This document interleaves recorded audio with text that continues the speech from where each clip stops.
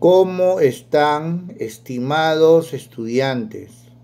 Tu profesor Percy García, ¿no? Como siempre apoyándote, sí, voy a hacerles un resumen sobre célula eucariota, parte 2. Parte 2. Empezamos. A ver.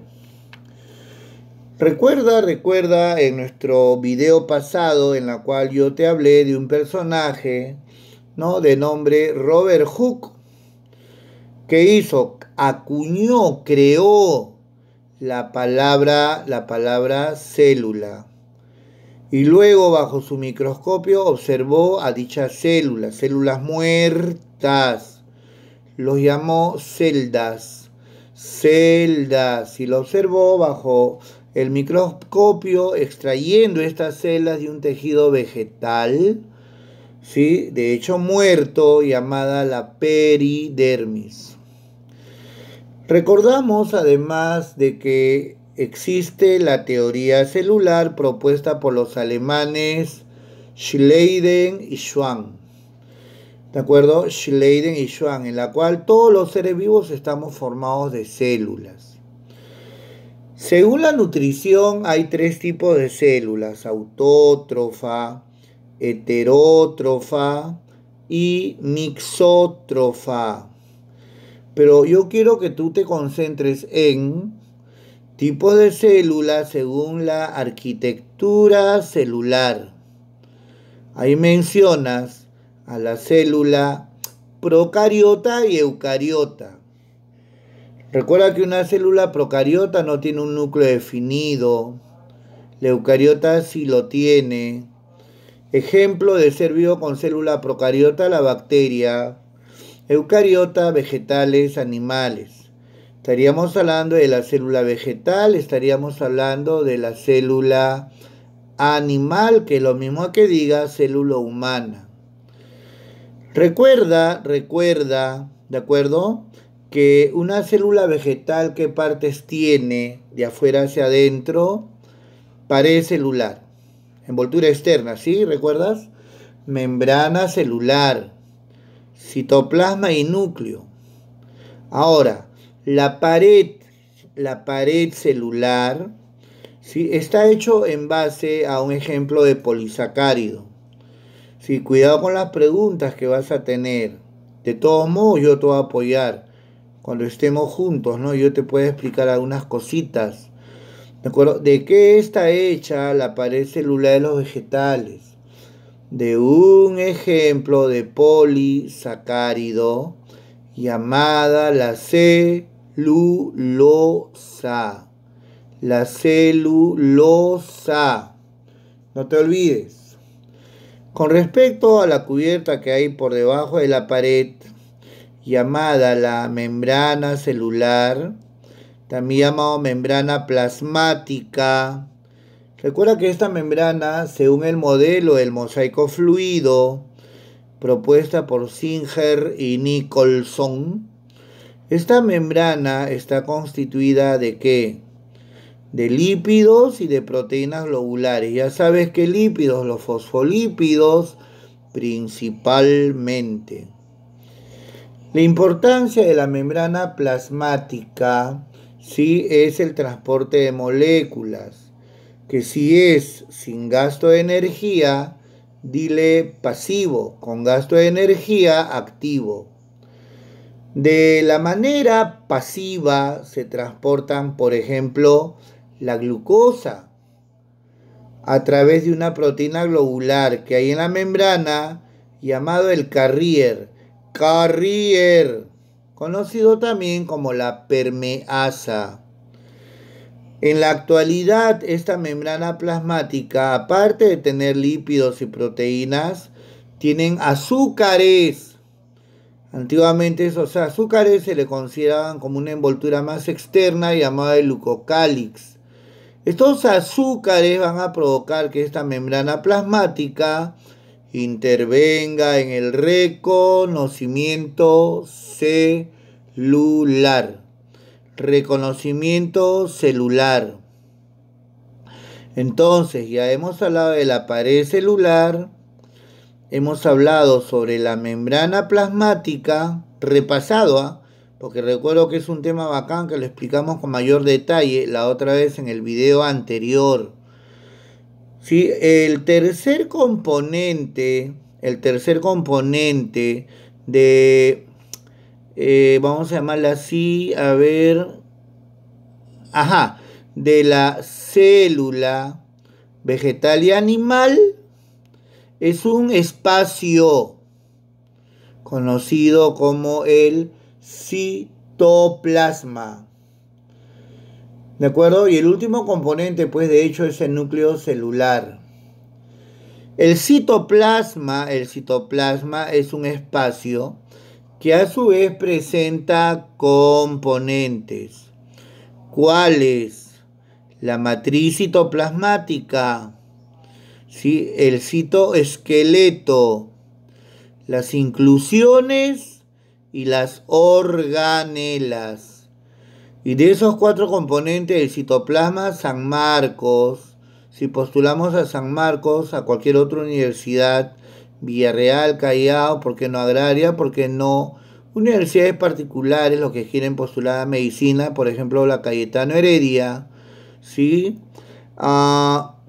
De esos 4 componentes, el más importante, el que siempre va a venir en tu examen de admisión, son las organelas. Son las organelas. Si hablamos y conversamos sobre los componentes del citoplasma, ¿sí? La matriz citoplasmática, antiguamente llamado con H, hialoplasma, es una región coloidal. Es una mezcla de agua y moléculas que se localiza ¿en dónde? En ese espacio. Llena ese espacio de la célula llamado el citoplasma. Esta matriz citoplasmática tiene muchas propiedades. Una de esas propiedades se le conoce como la tixotropía. ¿Y de qué trata esta tixotropía? Cuando el coloide sol se convierte en coloide gel y viceversa. Profe, explica mejor qué es un coloide sol. Es un coloide semilíquido y gel es un coloide semisólido. Un ejemplo para entender esto de los 2 tipos de coloide. Vamos a la calle, ya pasó toda la cuarentena, estamos bacán, estamos felices, estamos sanos, que es lo más importante, y de repente ese huevito plum cae al suelo. Tú curioso empiezas a observar y la clara del huevo que sale, ¿no? Del huevo roto que sale, sí, está en estado sol, es un estado semilíquido. Pero en la otra mano tenemos otro huevito, llegamos a la casa, colocas agua, colocas el huevo, haces hervir, ¿ya? Y al rato tú quieres pelar el huevito. ¿Cómo está la clara en ese momento? Está en estado gel, que significa semisólido. Y en el citoplasma se encuentran los 2 estados que están en constante fluctuación. El sol se convierte en gel y el gel en sol. Esa es una propiedad de la matriz citoplasmática llamada con X, tixotropía. Esta matriz citoplasmática tiene muchas funciones. En ese lugar ocurren reacciones químicas como la glucólisis, que lo vamos a estudiar en el capítulo de respiración celular, como la traducción del ARN, que es un tema que lo vamos a estudiar en el capítulo de dogma central de la vida. Dogma central de la vida. Otro componente del citoplasma está dada por unas estructuras alargadas, hechas en base a proteína. Se le llama el citoesqueleto, que puede ser de 3 tipos. Microtúbulos, microfilamentos, filamentos intermedios. ¿De qué está hecho microtúbulo? De tubulina. Microfilamento de actina. Filamento intermedio, queratina. Tubulina, actina y queratina son ejemplos de proteínas. Una función del microtúbulo, ¿sí?, es formar una región llamado el uso acromático, importante para que luego la célula se pueda dividir. Los microfilamentos son responsables que la célula tenga, por ejemplo, un movimiento llamado el movimiento ameboide. Si estos filamentos intermedios tercer tipo se localizan en nuestra piel, pues estos filamentos están impregnados de queratina. Tú sabes que la queratina da dureza a la piel. Si regresamos al microtúbulo, ¿qué te dije? Que el microtúbulo forma el uso acromático. Además, gracias a los microtúbulos, se permite en el interior de la célula el movimiento de moléculas, de organelas. Y para que ocurra esto, intervienen los microtúbulos e intervienen proteínas motoras. ¿Qué significa motoras? Que van a provocar que estas organelas, ¿sí?, estas moléculas se puedan mover. ¿Y cuáles son esas proteínas motoras? La con C, cinesina, la segunda con S, cinesina, y la dineína. Otro componente del citoplasma son las inclusiones, que generalmente son moléculas que actúan como reserva energética. ¿Cómo se llama la inclusión de la célula vegetal? Es un polisacárido llamado el almidón. ¿Cómo se llama la inclusión? Sí, localizado en la célula animal, en la célula humana. Es el glucógeno. Glucógeno. Seguimos. Otro componente del citoplasma son las organelas, estructuras vitales para la célula. Basta que eliminemos un ejemplo, la célula deja de funcionar, se muere. A estas organelas llámale también organitos, orgánulos. Hay ejemplos de organelas propias de la célula vegetal. Por ejemplo, la vacuola tiene forma de bolsa grande. Tiene una envoltura que es el tonoplasto.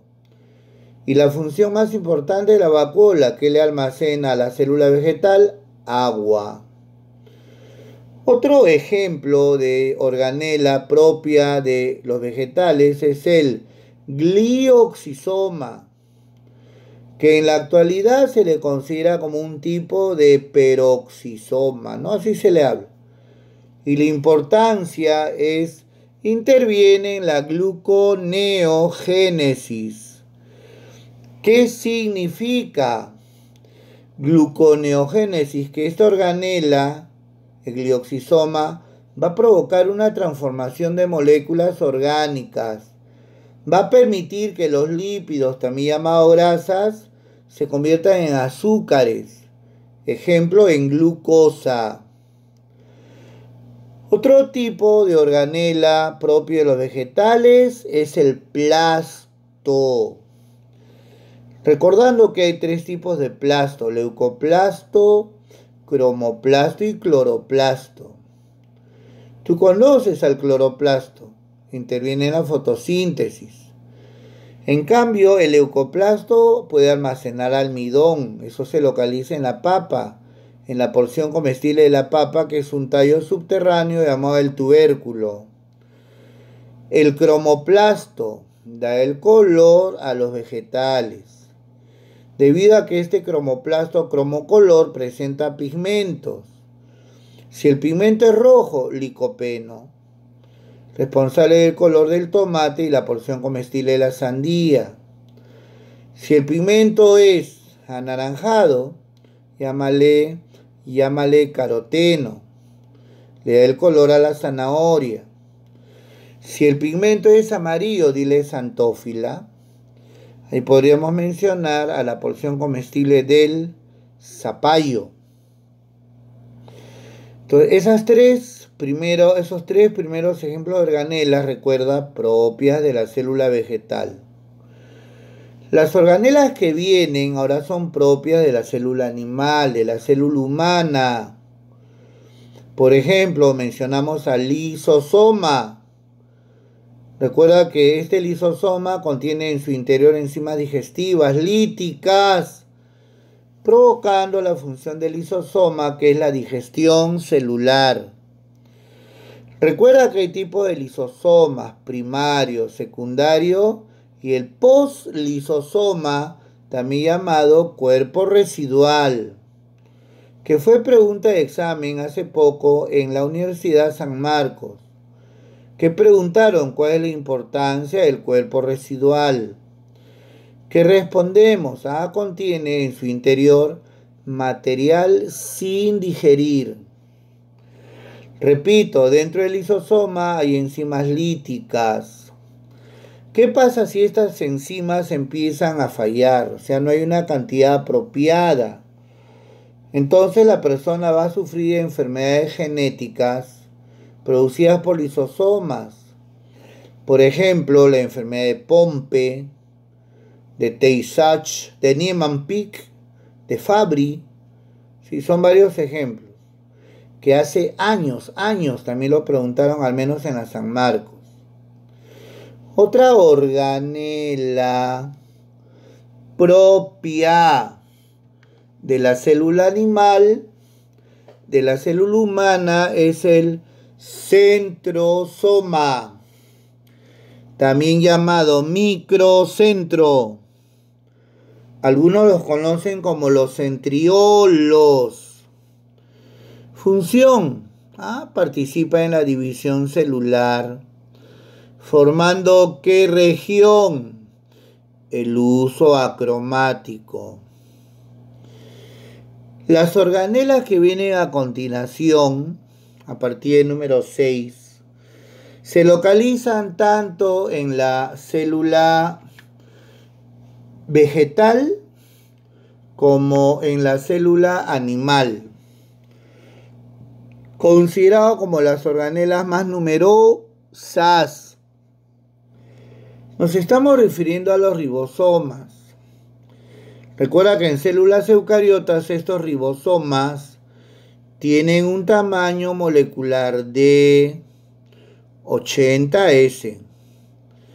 ¿Y su función? ¿Qué significa? Síntesis, formación de proteínas. Otra organela que también tiene forma de bolsa pequeña, se localiza en ambas células vegetal y animal, son los peroxisomas.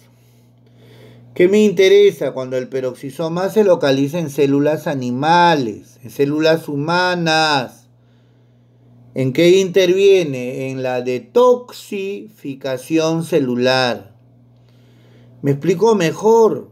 Significa que el peroxisoma, gracias a sus enzimas que tienen, llamadas oxidasas, catalasas, recordando que la catalasa es una enzima que contiene hierro, ¿de acuerdo? Estos peroxisomas que rompen moléculas nocivas, conocidos como los peróxidos. Ejemplo, el peróxido de hidrógeno, cuya fórmula es H2O2. Hay criaturas que también tienen enfermedades genéticas que se caracterizan porque sus peroxisomas están vacíos. No hay enzimas, no hay peroxidasa, no hay catalasa, provocando que esta criatura tenga una enfermedad genética llamada la enfermedad de con Z, doble L, con G, W por ahí, de Zellweger, con Z, Zellweger. Esta enfermedad que va a producir que estas criaturas tengan un cuadro de hipotonía, su cuerpo se desparrama como gelatina, no tienen posición erguida, Con el tiempo van a perder la vista, porque ellos van a sufrir, estos niños van a sufrir de un mal conocido como la retinitis pigmentosa. Otra organela propia, ¿cuál propia? ¿No? Localizada tanto en células vegetales como animales, es la mitocondria. Función: participa en la respiración celular aeróbica, porque en la mitocondria hay oxígeno, formando una molécula energética conocido con las siglas del ATP. A esa formación de ATP en la mitocondria, llámale la fosforilación oxidativa. Como una pequeña nota,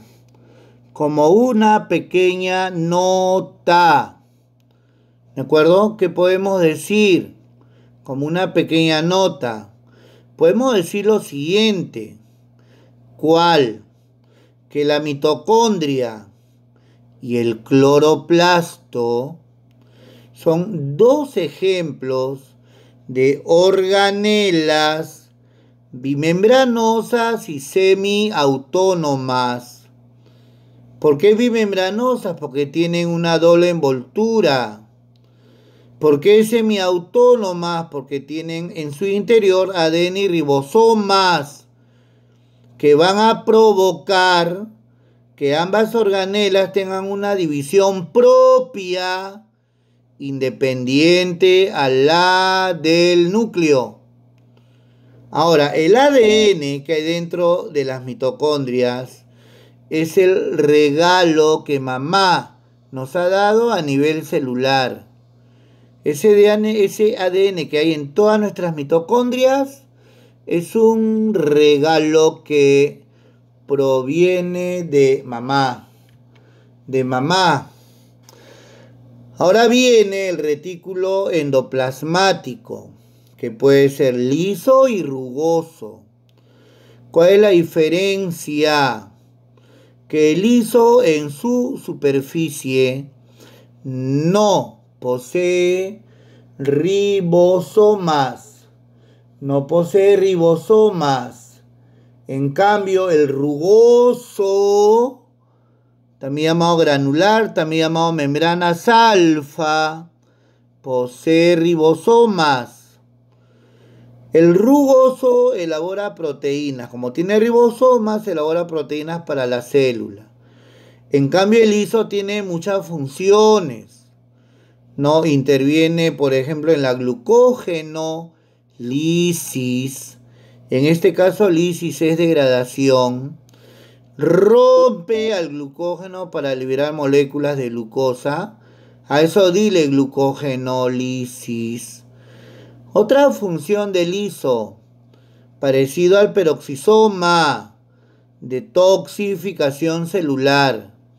Pero en este caso, cuando yo digo detoxificación, me refiero a que este liso no elimina peróxidos, elimina otras moléculas, fármacos, que son los medicamentos, venenos, exceso de alcohol, de droga.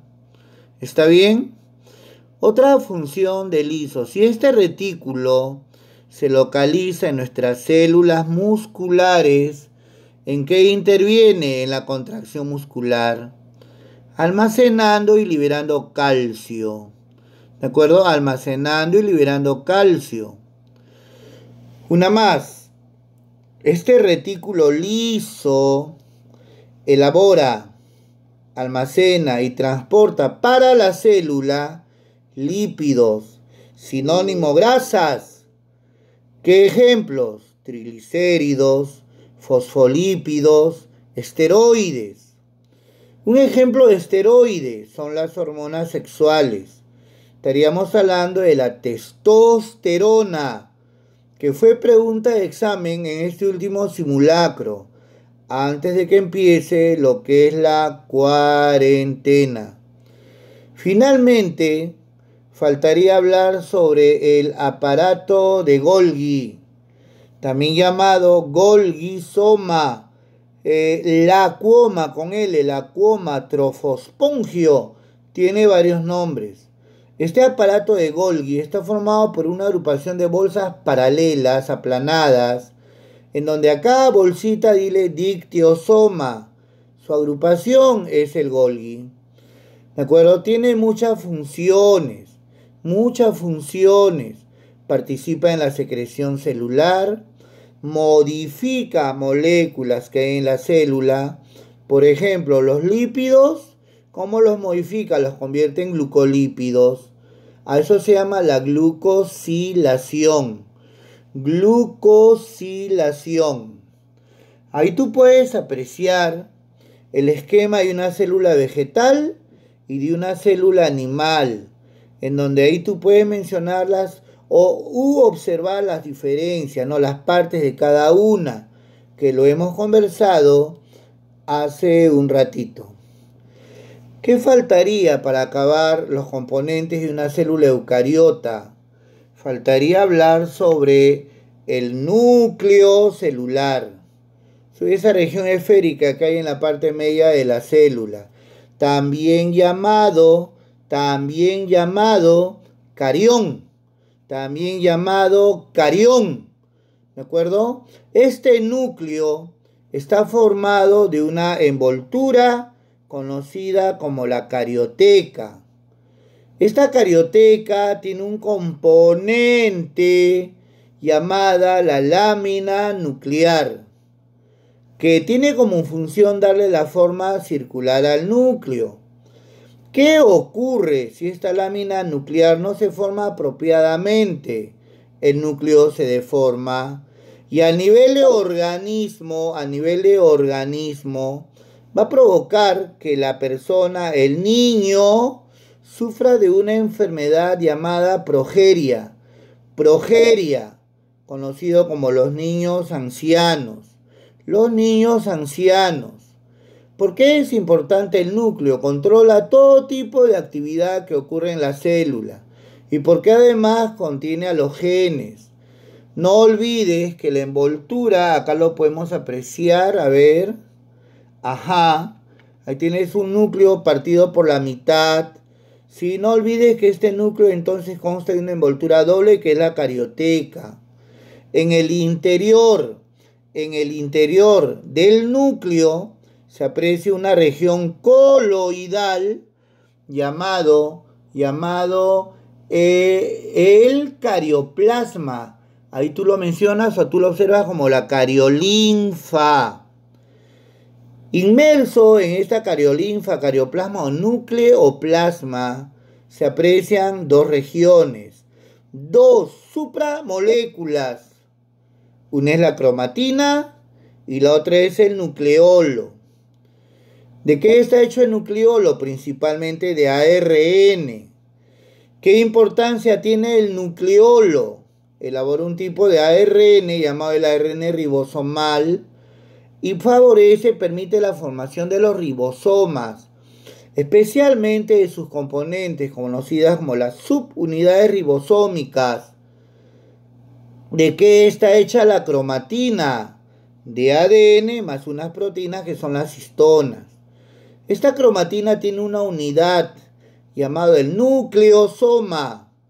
Esta cromatina es importante porque cuando condensa, o sea, cuando se engruesa, forma unos cuerpos filamentosos llamados los cromosomas.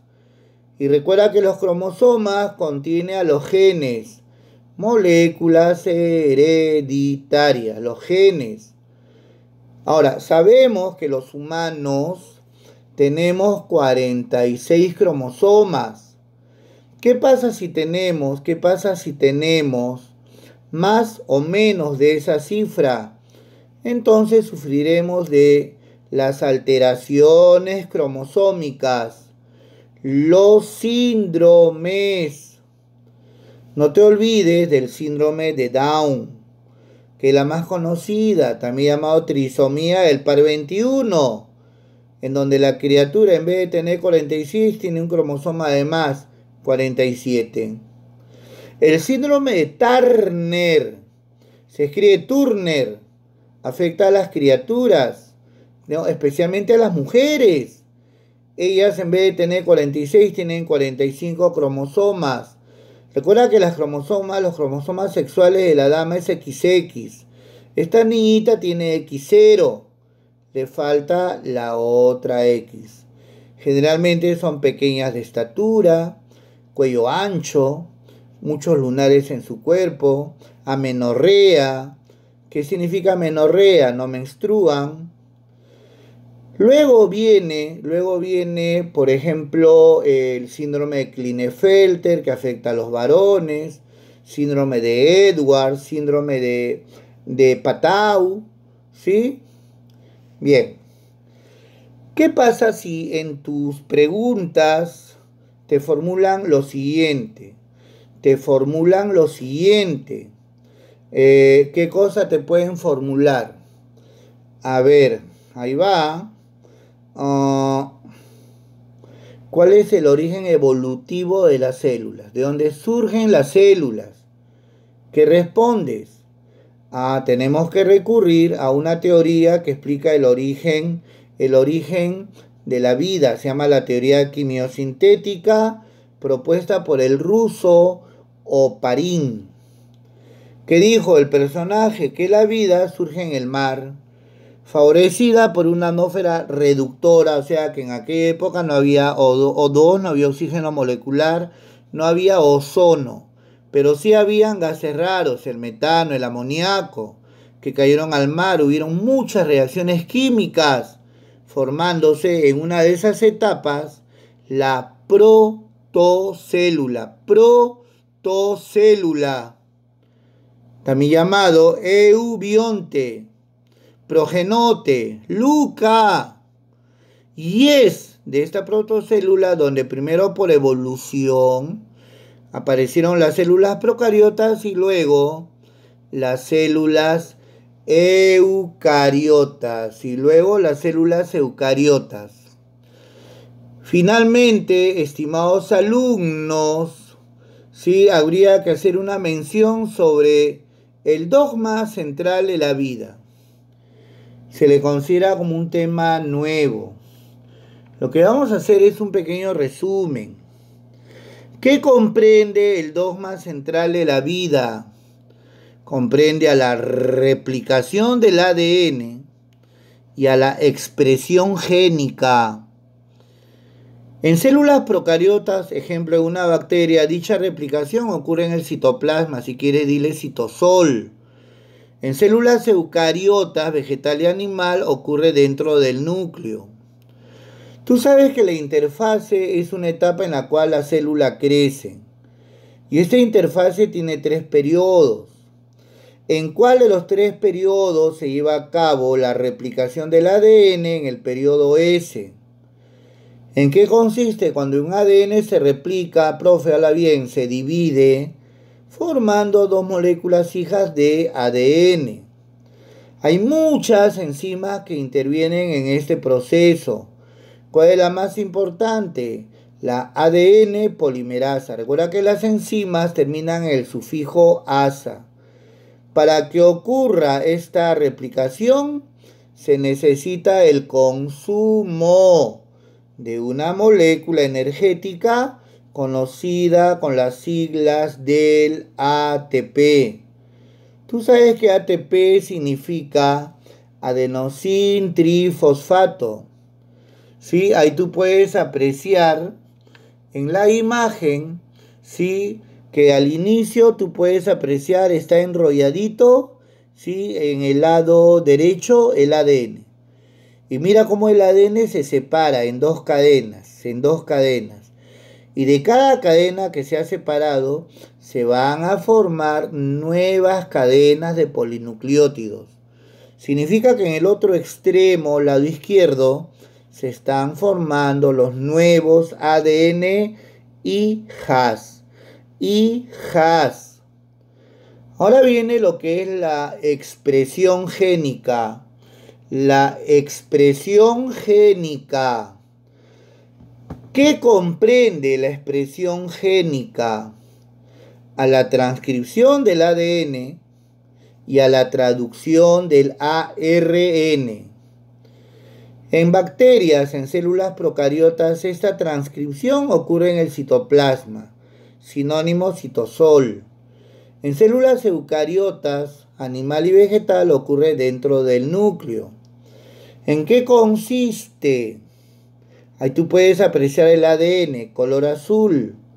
Ahí te das cuenta que el ADN está formado por dos cadenas de polinucleótidos.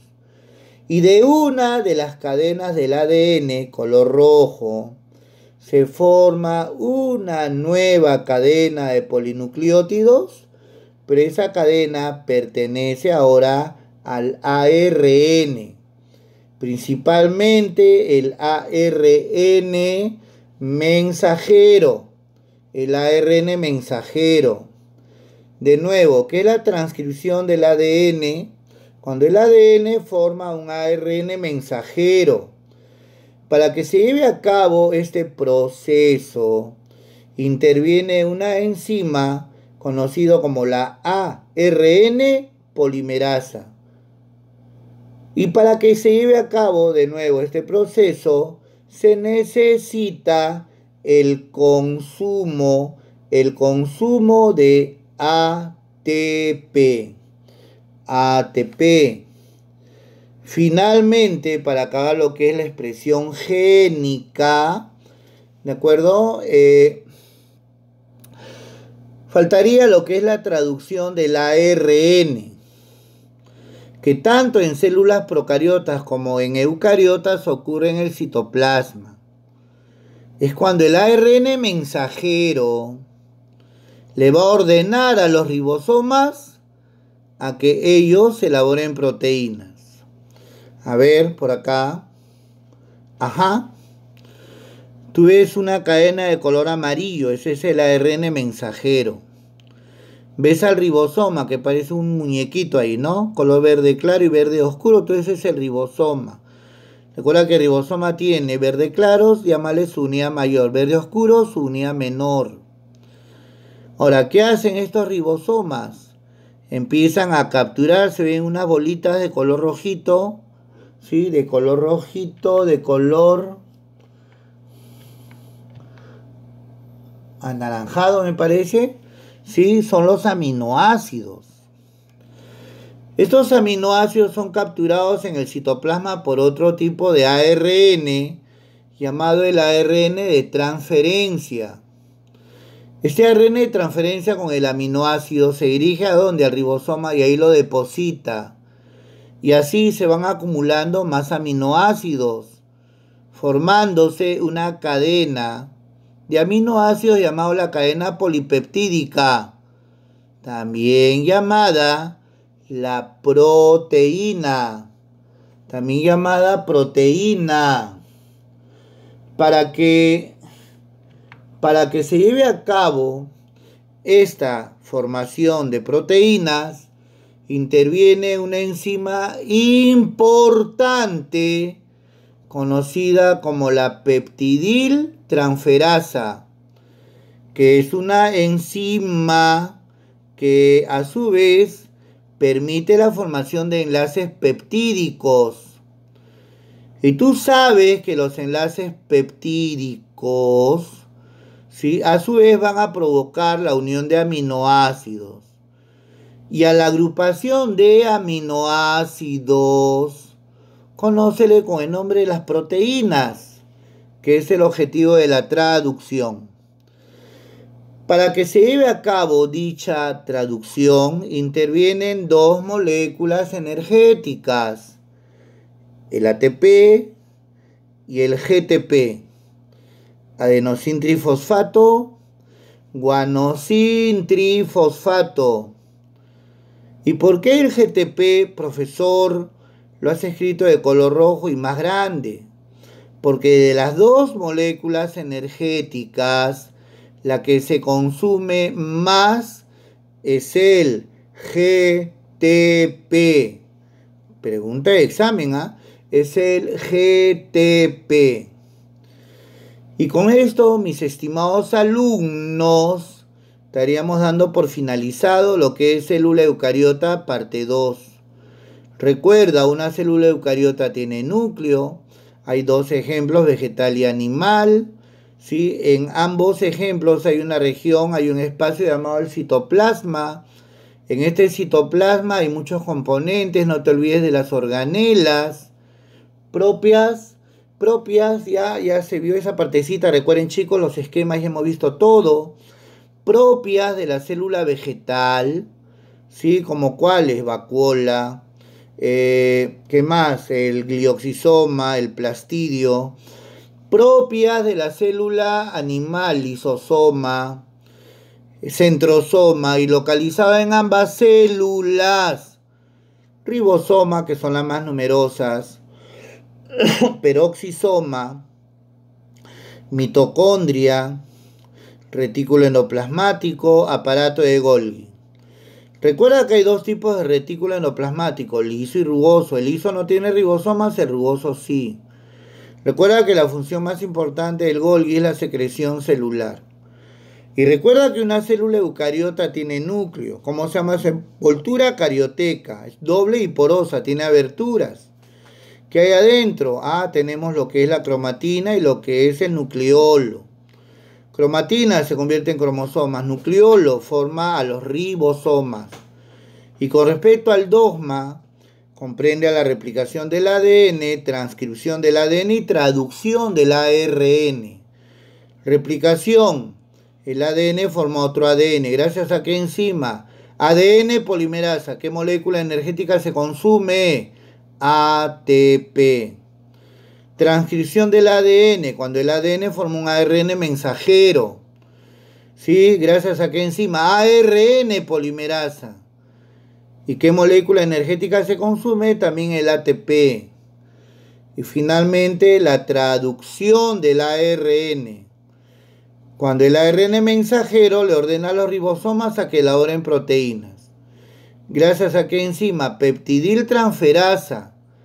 ¿Qué moléculas se consumen? ATP y GTP. ¿Cuál se consume más para que se lleve a cabo este proceso? El GTP. Espero que les haya gustado mi video. Se cuidan. Chao chicos, nos vemos.